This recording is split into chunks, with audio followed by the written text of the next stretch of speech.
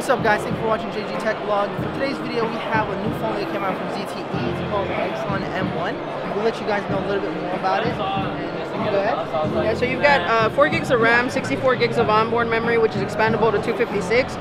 Because of the fact that we have 2 dual screens, we're actually going to have different modes. So this is going to be our mirrored mode, so really great for presentations. So I'm going to launch a video here. If you're wanting to share a video over lunch or something like that, then you're able to see the same content on both screens.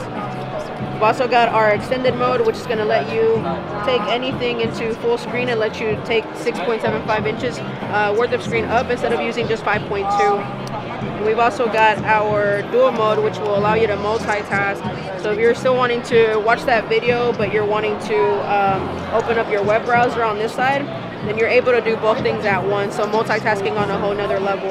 You can also do gestures, so if you wanted to move your video up to answer a text message real quick, then you can do that as well.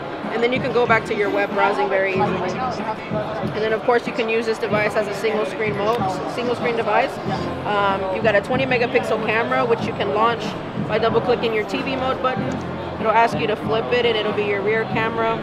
4K video recording, 4x optical zoom, and then of course you can flip it back into selfie mode here.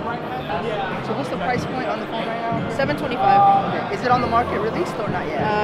It's been released since November 17th in stores exclusively to AT&T. Okay, so exclusive to AT&T for now. Hopefully they can get it out to mobile maybe? Don't know, yeah. All right.